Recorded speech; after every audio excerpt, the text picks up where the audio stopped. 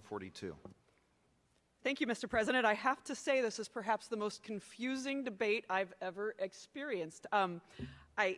I heard that our budget has a surplus, and then from Senator Cornbach, and then I heard that we're facing a recession and probably can't even live up to the 2.3 from Senator Dotzler. So I'm not sure. That's confusing to me. I heard from Senator Cornbach and Senator Selsey that our teachers are doing a terrible job in preparing our kids because they can't even get good grades on the ACT. But I heard from Senator Smith that our teachers are perfect and that we just destroyed their opportunities with collective bargaining.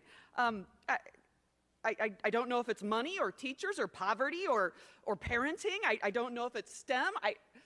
This has been the most confusing debate I've ever had the pleasure of experiencing. I didn't intend to get up and give another history lesson today, nor did I intend to stand here and have to listen to my colleagues attack teachers over setting supplemental state aid. But that's what I heard today, and so let's do it. Let's go back to the history lesson, guys. Yes, Senator Dotzler, if we keep saying it, perhaps you'll remember the truth about the history.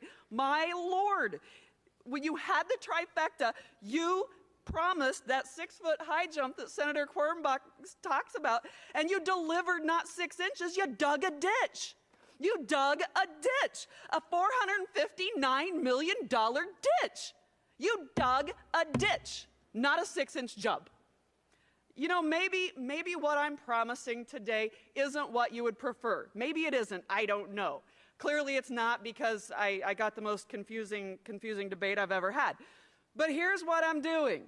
I'm promising to deliver funding for K-12, 2.3%. We talk about inflation a lot. Inflation over the last decade's been about 19%.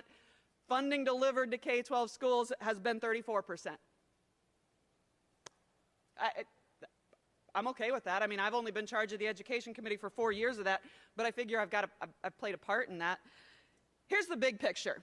Here's the big picture. We talk about the problems in education. When I first came to the Education Committee, we were talking about equity. We were talking about transportation equity. We were talking about cost per pupil equity. I sat in the minority for 4 years while those were issues.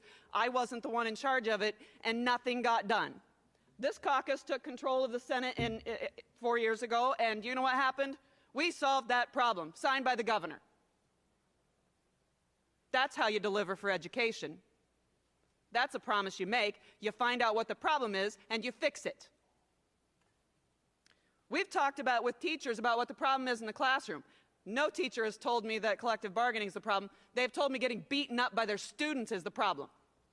We saw that problem, and we've got a bill in the House working to fix it. You see problems and you fix problems, and that's how you deliver for education. That's how you do it right. You don't dig a ditch promising the moon and the stars and deliver zero and negative. You see the problems, you hear the problems that come to you, and you find solutions to fix them. Not this confusing nonsense about whether it's not the teacher or not the teacher, whether it's money or not the money. You look at the problems and you fix them, and that's what we've done as Senate Republicans. Clearly you don't think it's enough. I will tell you that I am proud of what this chamber has done since the Republicans have been in control of this. We have, in SSA alone, in dealing with the cost per pupil alone, since we've had the trifecta in the last 4 years, with what we're passing here today in amended House Amendment 5005, we will be delivering over $300 million to K-12 schools in their general fund budgets. And that doesn't even speak to what rural schools say has been the most important thing is dealing with that inequity in transportation. That doesn't even deal with what teachers say is the most important thing in regaining control of their classrooms. That doesn't talk to anything about dyslexia. Senator Dotzler, I know that's a passion of yours. We're delivering on that. And that's been a problem the entire time I've been in the legislature. Who's delivering on it? This caucus is.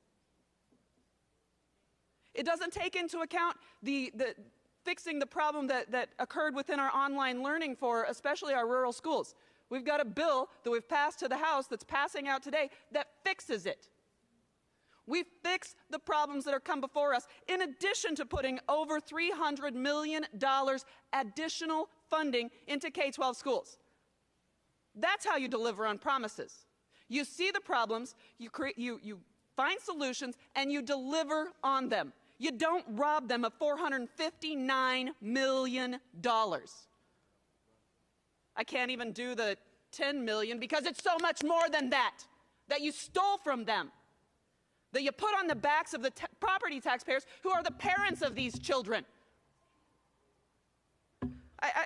Seriously, you know, the 1 year, Senator Hogue, you talked about Governor Culver being a great leader.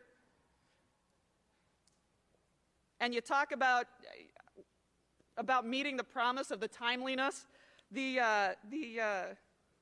SSA allowable growth for 2011 should have been set in 2010. As you mentioned, Senator Knoyer, they went to June. June. Every year I've been in this chamber, there's been notwithstanding language, except for the ones that we've done, right? Every year it wasn't delivered in a timely fashion. Senate Republicans have passed out a setting of supplemental state aid on time, out the door, every single year. I'm sorry, Senator Celsey, that I can't make the House do what I wish the House would do. I can only control me. That's how negotiations work. I'm in charge of myself. So I'm here before you today as a part of negotiations that we have conducted, and we've arrived at 2.3% increase, in addition to all of those other problem-solving issues I presented to you that you know we've worked on because you've all voted on them. I stand here before you moving House Amendment to Senate File 2142, House Amendment 5005 as amended, and I ask the body to concur. The senator from Wayne moves the adoption